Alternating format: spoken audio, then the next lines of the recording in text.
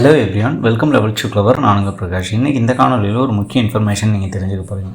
அதாவது தனியார் ஊழியர்களுக்கு பார்த்தீங்க அப்படின்னா, தனியார் கம்பெனியில் வேலை செய்யக்கூடிய ஊழியர்களுக்கு செம்மையான நியூஸ் பார்த்தீங்க அப்படின்னா ஏப்ரல்லேருந்து ஸ்டார்ட் ஆக போகுது.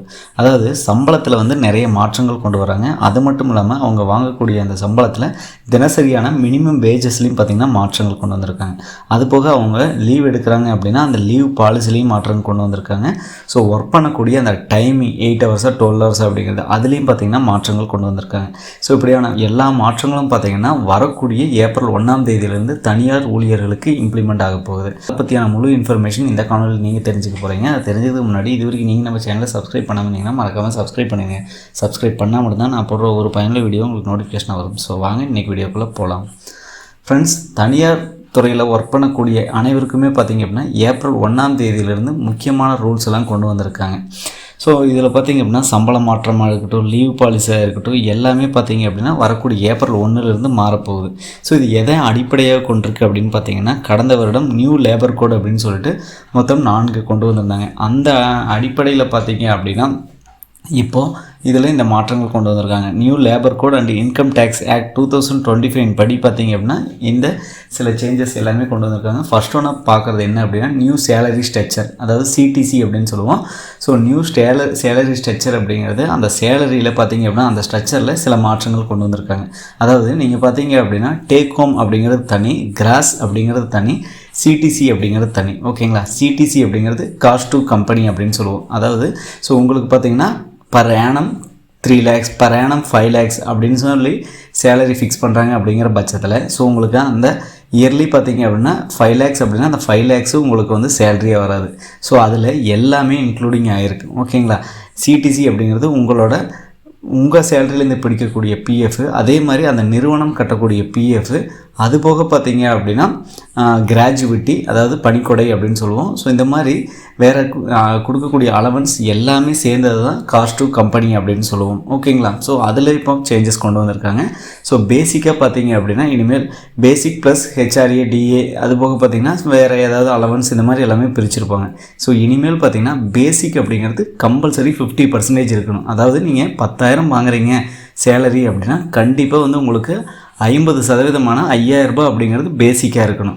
மீதியை வந்து அலவன்ஸ் 50% தான் இருக்கணும். ஓகேங்களா? அலவன்ஸ் அப்படிங்கிறது 50% தான் இருக்கணும். வாட் எவர் நீங்கள் என்ன அலவன்ஸ் ஹெச்ஆர்ஏவாக இருக்கட்டும் அல்லது டேர்னஸ் அலவன்ஸ் டிஏவாக இருக்கட்டும், வாட் எவர் இது எல்லாமே சேர்ந்தது தான் 50% அப்படின்னு சொல்கிறாங்க. ஓகேங்களா? ஸோ இதனால் என்ன பிரச்சனை வரப்போகுது அப்படின்னா உங்களோட டேக் ஹோம் சேலரி அப்படிங்கிறது கம்மியாகும்.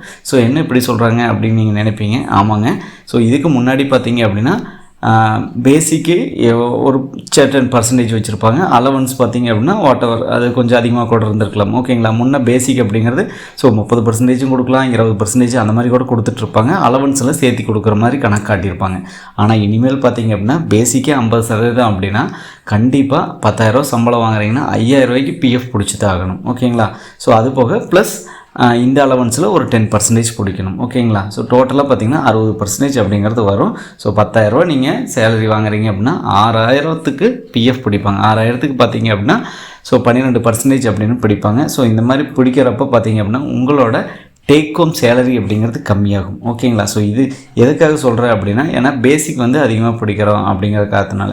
ஸோ பிஎஃப் மட்டும்தான் நமக்கு வந்து அதிகமாக பிடிப்பாங்களா, நம்ம சேலரிலேருந்து குறையுமா அப்படின்னா அது போக கிராஜுவிட்டியும் பிடிப்பாங்க சிடிசியில். ஓகேங்களா? சிடிசியில் 4.1 to 4.3க்குள்ளே பிடிப்பாங்க. ஓகேங்களா? ஸோ அது கிராஜுவிட்டியில் ஸோ ஃபுல்லாகவே வந்துடும். ஓகேங்களா? ஸோ இதனால் உங்களோட டேக் ஹோம் சேலரி பார்த்திங்கன்னா ரெடியூஸ் ஆகும். ஓகேங்களா? ஸோ இதுதான் நியூ சேலரி ஸ்ட்ரக்சர் சிடிசியில் நமக்கு இம்பேக்ட் ஆகிறது. அதுக்கடுத்து பார்த்திங்கன்னா மினிமம் வேஜஸ்.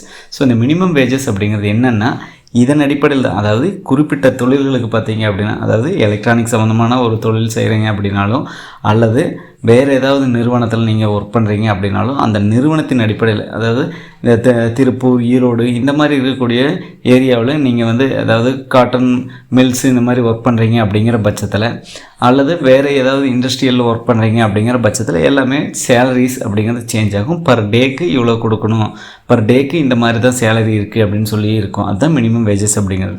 அதில் என்ன சேஞ்சஸ் கொண்டு வந்திருக்காங்கன்னா அன்ஸ்கில்டு ஒர்க்கர், அதாவது படிக்காத ஸோ அவங்க அன்ஸ்கில்டு ஒர்க்கராக இருக்காங்க அப்படின்னா அவங்க கண்டிப்பாக ஒரு நாளைக்கு அவங்க ஒர்க் பண்ணாங்கன்னா 783 ரூபா அவங்க கைக்கு வரணும். சரிங்களா?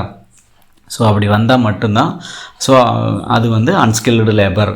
இனிமேல் அவங்க ஒரு நாளுக்கு வேலை செய்கிறாங்க அப்படின்னா கண்டிப்பாக 783 ரூபா, மாதம் மேலே செய்கிறாங்க அப்படின்னா 20,358 ரூபா வந்து ஸோ அவங்களுக்கு சம்பளமாக கொடுக்கணும் கண்டிப்பாக. ஓகேங்களா?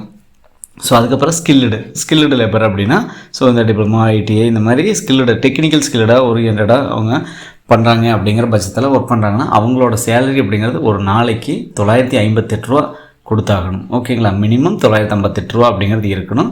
24,804 ரூபா வந்து அவங்களோட மாத சம்பளமாக இருக்கணும். ஓகேங்களா?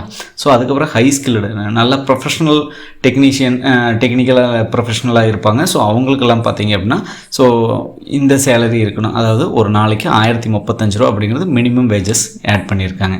ஸோ அவங்களுக்கு பார்த்திங்கன்னா மாத சம்பளமாக 26,910 ரூபா மினிமம் கொடுத்தாகணும்.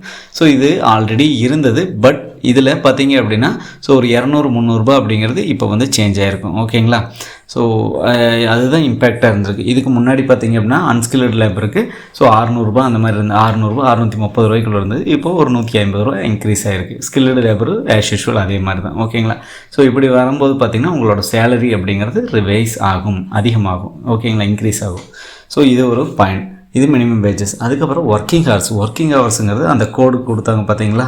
ஸோ நியூ லேபர் கோடு, அந்த லேபர் கோடின் அடிப்படையில் பார்த்தீங்க அப்படின்னா ஸோ நீங்கள் மொத்தம் 48 மணி நேரம் தான் ஒரு வாரத்தில் ஒர்க் பண்ணணும். அதாவது நீங்கள் 8 ஹவர்ஸ் ஒர்க் பண்ணாலும் சரி, 12 ஹவர்ஸ் ஒர்க் பண்ணாலும் சரி, கண்டிப்பாக வாரத்தில் பார்த்திங்க அப்படின்னா 48 மணி நேரம் தான். அதாவது ஒரு நாளைக்கு 12 மணி நேரம் அப்படின்னா 48 மணி நேரம். ஓகேங்களா? ஸோ மீதி இருக்கக்கூடிய 3 நாள் வாரத்தில் அப்படின்னா நீங்கள் லீவ் எடுத்துக்கலாம். இதுதான் பார்த்திங்கன்னா இந்த நியூ லேபர் கோடு வந்து சொல்லுது.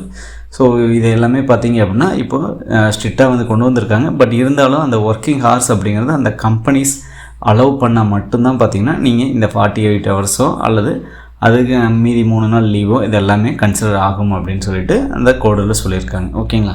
அதுக்கடுத்து பார்த்திங்கன்னா ஃபைனல் செட்டில்மெண்ட், அதாவது ஃபுல் அண்ட் ஃபைனல் செட்டில்மெண்ட் அப்படின்னு சொல்லுவோம். நீங்கள் ஒரு கம்பெனியில் ஒர்க் பண்ணிகிட்டு இருக்கீங்க. ஸோ அந்த கம்பெனியில் பார்த்திங்க அப்படின்னா ரிலீவ் ஆகிட்டீங்க அப்படிங்கிற பட்சத்தில் ஸோ உங்களுக்கு அந்த ரிலீவான டேட்லேருந்து பார்த்திங்க அப்படின்னா வித்தின் 2 ஒர்க்கிங் டேஸில், அதாவது கம்பெனி செயல்படக்கூடிய அடுத்த 2 நாட்களில் உங்களுக்கான ஃபுல் அண்ட் ஃபைனல் செட்டில்மெண்ட் அப்படிங்கிறது, அதாவது வாட் எவர் பிஎஃப்ஓ, இஎஸ்ஐயோ, கிராஜுவிட்டியோ எல்லாமே வாட் எவர் வேறு என்ன உங்களுக்கு கிடைக்கக்கூடிய பலன்களோ எல்லாமே பார்த்திங்கன்னா அடுத்த 2 நாட்களில் உங்களுக்கு செட்டில் பண்ணி கொடுக்கணும். ஓகேங்களா? ஃபுல் அண்ட் ஃபைனல் செட்டில்மெண்ட், பிடித்த பணமாக இருக்கட்டும் எல்லாமே அடுத்த 2 நாள் ஒர்க்கிங் டேவுக்குள்ளே கம்பெனி ஒர்க் பண்ணக்கூடிய அந்த அடுத்த 2 நாட்களுக்குள்ளே உங்களுக்கு பணம் அப்படிங்கிறது ஸோ பணமோ வாட் எவர் ஸோ எல்லாமே ஃபுல் அண்ட் ஃபைனல் செட்டில்மெண்ட் அப்படிங்கிறது உங்களுக்கு கம்ப்ளீட்டாக செட்டில் பண்ணிடுவாங்க. சரிங்களா? ஸோ இந்த கோடு தான் பார்த்தீங்க அப்படின்னா இப்போது இம்ப்ளிமெண்ட் பண்ணுறாங்க. ஏப்ரல் 1ஆம் தேதியிலேருந்து லாஸ்ட்டாக கொண்டு வந்து 2025 new labour code and income tax ஆக்டின் படி பார்த்தீங்க அப்படின்னா இது கொண்டு வந்திருக்காங்க. ஸோ இன்கம் டேக்ஸ் நீங்கள் கட்டுறீங்க அப்படிங்கிற பட்சத்தில் ஸோ உங்களோட பிஎஃப், ஏன்னா இப்போ பார்த்தீங்கன்னா பேசிக் 50% அலவன்ஸ் அப்பார்ட் ஃப்ரம் 50% அப்படின்னு சொல்லும்போது கண்டிப்பாக உங்களோட பிஎஃப் அப்படிங்கிறது இன்க்ரீஸ் ஆகும். ஸோ அதனால் அந்த பிஎஃப் சம்மந்தமாக இன்கம் டேக்ஸ் பார்த்தீங்க அப்படின்னா கண்டிப்பாக அதாவது 7.5 லட்சம் 7.5 லட்சத்துக்கு உள்ள அதோட லிமிட் அப்படிங்கிறது வச்சுருக்காங்க. ஸோ அதுக்கு மேலே போச்சு அப்படின்னா உங்களோட இன்கம் டேக்ஸ் அப்படிங்கிறது நீங்கள் ஃபைல் பண்ணுற மாதிரி இருக்கும். உங்கள் பிஎஃப் ப்ளஸ் என்பிஎஸ் அப்படின்னு சொல்லுவோம். அதாவது பார்த்தீங்க அப்படின்னா நேஷ்னல் பென்ஷன் ஸ்கீம் அப்படின்னு சொல்லுவோம். ஸோ இந்த ரெண்டுக்கும் சேர்ந்து பார்த்தீங்க அப்படின்னா 7.5 லட்ச ரூபாய்க்கு மேலே போகுது அப்படின்னா கண்டிப்பாக நீங்கள் இது வந்து ஃபைல் பண்ணி ஆகணும் அப்படின்னு சொல்கிறாங்க.